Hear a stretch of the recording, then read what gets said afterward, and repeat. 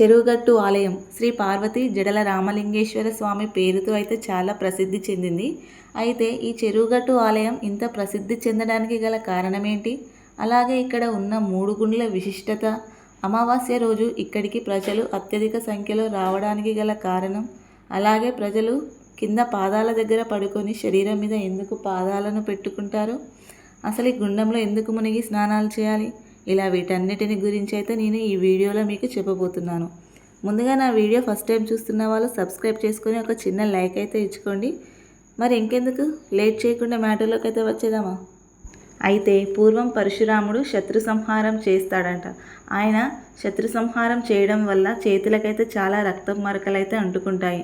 ఆ రక్త మరకలతోటి పాపం అంటుకుంటుంది. కాబట్టి ఆ పాపం చేతులతోని ఏ పుణ్యఫలం చేసినా, ఏ దేవునికి పూజ చేసినా పాపమే వస్తుంది, పుణ్యమైతే రాదు. కాబట్టి పాపం పోవాలంటే ఆకాశవాణి అయితే పరశురామునితో అయితే ఇలా చెబుతుంది అంట.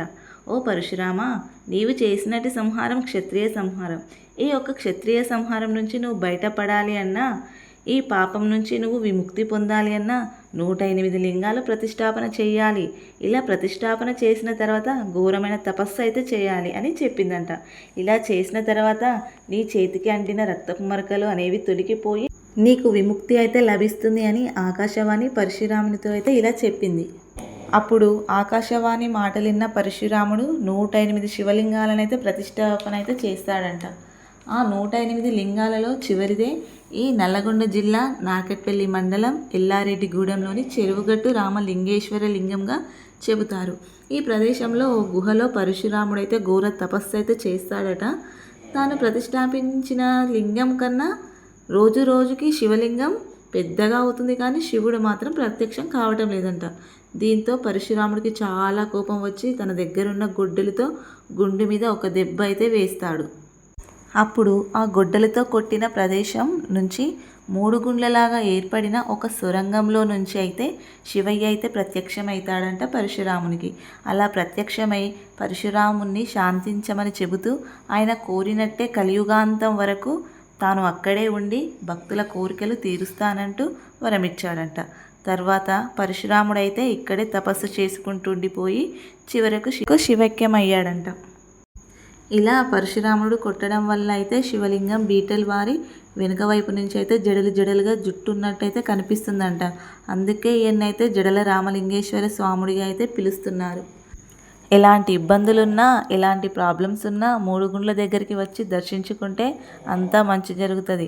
నువ్వు పెట్టినటువంటి ఈ 108వ లింగం ఎంతో మహిమతోని, ఎంతో శక్తితోని ఎన్ని ఆటంకాలు వచ్చినా నా సత్యం నేను చూపిస్తూనే ఉంటా, రాను రాను తరతరాలకు నా సత్యం చూపిస్తానని జడల రామలింగేశ్వర స్వామి అయితే పరశురాముడికి అయితే ఇలా మాట అయితే ఇస్తాడు అంట. ఈ 3 గుండ్ల పైకి ఎక్కితే అక్కడ ఒక శివలింగం దర్శనమిస్తుంది.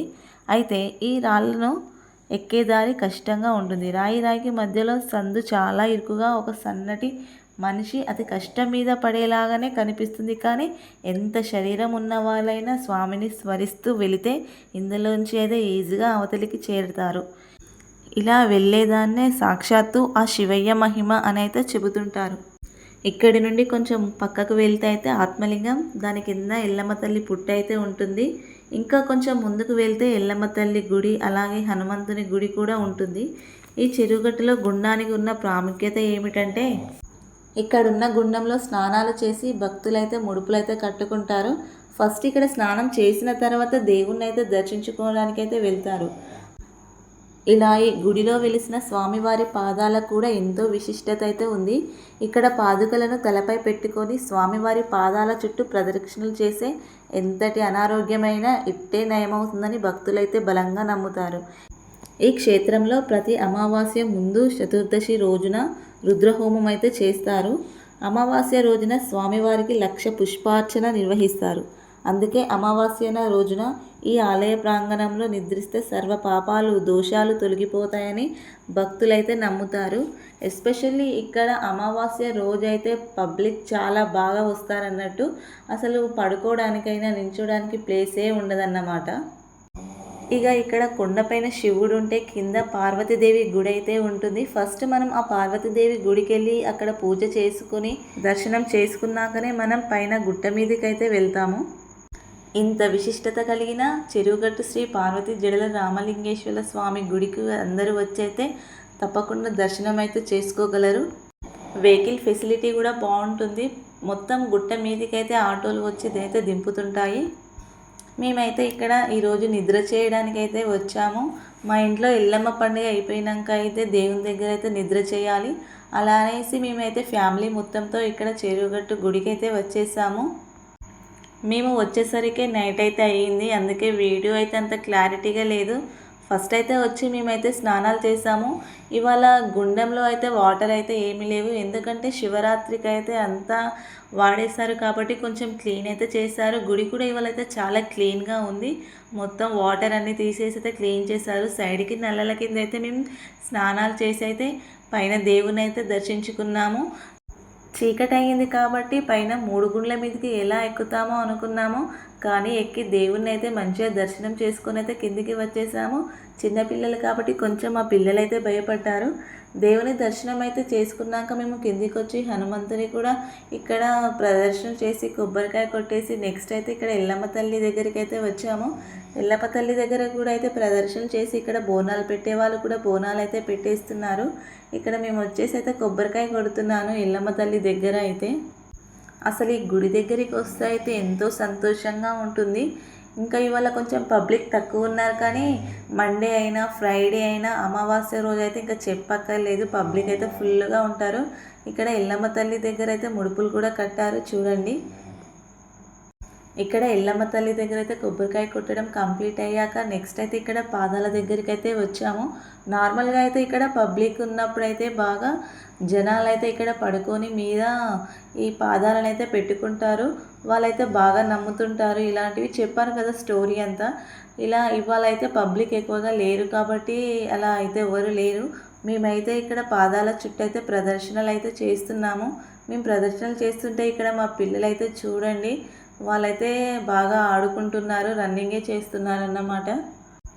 ఇక్కడ వీళ్ళైతే వాటర్ తెచ్చి పాదాలను అయితే కడుగుతున్నారు. ఒక్కొక్కరికి అయితే చాలా భక్తి అయితే ఉంటుంది. ఇక్కడికి వచ్చే వాళ్ళు బాగా నమ్ముతుంటారు. ఈ గుడి దగ్గర అయితే శివశక్తులు అయితే చాలామంది ఉంటారు. హెల్త్ ప్రాబ్లమ్స్ ఉన్నా ఎలాంటి ప్రాబ్లమ్స్ ఉన్నా కానీ వచ్చి గుడి మీద అయితే స్టే చేస్తుంటారు. కొన్ని వారాలైనా కొన్ని రోజులైనా వాళ్ళ మొక్కుని బట్టి అయితే ఇక్కడ ఉంటారు. చెప్పాను కదా, ఇక్కడ వీళ్ళైతే వాటర్ తెచ్చి అయితే ఇక్కడ దేవుని పాదాలను అయితే మంచిగా కడుగుతున్నారు. కొందరికైతే ఇక్కడ పూజ చేస్తుంటేనే వాళ్ళ మీదికైతే దేవుడు అయితే వచ్చేస్తున్నారు. ఇక్కడైతే నేనైతే ఇక్కడ ప్రస్తుతం కొబ్బరికాయ అయితే కొట్టేస్తున్నాను దేవునికైతే. మొత్తానికి ఇలా అయితే మాకు దేవుని దర్శనం అయితే చాలా బాగా జరిగిందన్నమాట. ఇలా దర్శనం అయితే కంప్లీట్ అయ్యాక మేమైతే నైట్ అయితే ఇక్కడ నిద్రనైతే చేసేసాము. ఇంకా ఇక్కడ నైట్ అయితే చాలా బాగుంటుంది. దేవునికి బోనాలు పెట్టేవాళ్ళు బోనాలు పెడుతుంటారు. ఇంకా అలా బోనాలు పెడుతుంటే చాలామందికి అయితే దేవుడు అయితే వస్తుంటారు. ఇలా చూడడానికి అయితే చాలా బాగా అనిపిస్తుంది మనం వచ్చే వాళ్ళకైతే. ఇలా ఫస్ట్ డే మొత్తం దేవుని అయితే దర్శనం చేసుకొని నైట్ అయితే నిద్ర చేసి మళ్ళీ మార్నింగ్ అయితే ఫ్రెష్ అప్ అయ్యి అయితే కింద పార్వతమ్మ గుడికి అయితే వచ్చాము. ఇక్కడైతే మా మామయ్య బండికి అయితే ఇక్కడ పూజ చేయిస్తున్నాము. ఇక్కడ వచ్చేసి మా ఆయన అయితే ఇక్కడ బండికి పెట్టవలసిన ఐటమ్స్ అన్నిటిని అయితే పెడుతున్నారు. ఈవిడ వచ్చేసి అయితే ప్రతి ఒక్క వెహికల్స్కి ఇలా బొట్లు అయితే పెట్టేస్తుంది. ఇలా అన్నీ పెట్టడం కంప్లీట్ అయ్యాక అయితే పూజారి వచ్చి అయితే ఇక్కడ వెహికల్కి పూజ అయితే చేస్తాడు. ఈ ప్రాసెస్ ఇక్కడ జరుగుతుంటే మా మామయ్య అయితే వాళ్ళ మనవరాలతో ఇలా ఫొటోస్ అయితే దిగేస్తున్నారు. నెక్స్ట్ ఇంతలోపు అయితే పంతులు వచ్చేసి ఇక్కడ పూజనైతే స్టార్ట్ అయితే చేస్తారు. శ్రీశైల శ్రీశానుమతి కృష్ణ గోదావరి మధ్య ప్రదేశం శ్రీమాన్ గోచర భవన్ చెప్పండి. ఇక్కడ వచ్చేసి పంతులైతే మా ఇంట్లో అందరి పేర్ల మీద అయితే ఇక్కడ పూజ చేస్తున్నాడు. మేము వచ్చింది అయితే బుధవారం అన్నమాట, ఫస్ట్ బుధవారం, నెక్స్ట్ వచ్చేసి గురువారం అన్నట్టు. అందుకే ఎక్కువగా ఈరోజు అయితే పబ్లిక్ ఎక్కువగా లేరు. ఎస్పెషల్లీ మండే ఫ్రైడే అయితే పబ్లిక్ చాలా వస్తారన్నట్టు.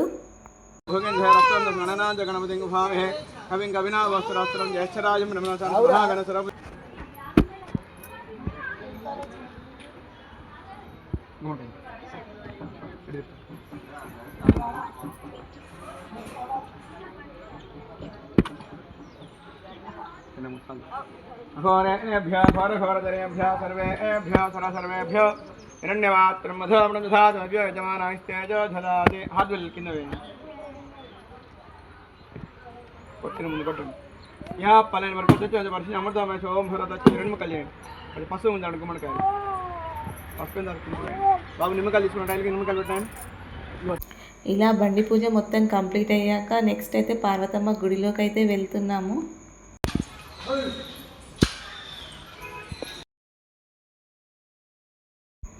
ఇక్కడ శివయ్య ఫోటో చూడండి ఎంత బాగా డ్రా అయితే చేశారు. ఇక్కడ లోపలికి అయితే ఎంటర్ అయితే అవుతున్నాము మేము. ఇక్కడ వచ్చేసి నంది దగ్గర అయితే మా చిన్నోని అయితే చూపిస్తున్నాము దేవునికి అయితే. నెక్స్ట్ ఇక్కడ గోమాతలు అయితే ఉన్నాయి. ఇక్కడ 50 రూపీస్కి ఇవైతే అమ్ముతున్నారు తినిపించడానికి. ఇలా మేము తీసుకొని అయితే మా చిన్నోనితో అయితే తినిపిద్దామనేసి తినిపిస్తున్నాడు మా ఆయన అయితే.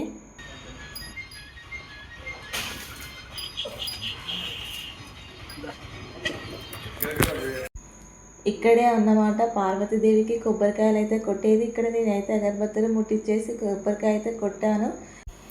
నా వీడియో చూస్తున్న వారిలో మీలో ఎంతమంది ఈ చెరువు గట్టుకైతే వచ్చారో కామెంట్ సెక్షన్లో కామెంట్ అయితే చేయండి. నా వీడియో మొత్తం చూసినందుకు థ్యాంక్ యూ సో మచ్ అండి. వీలైతే లైక్ చేయండి. బాయ్.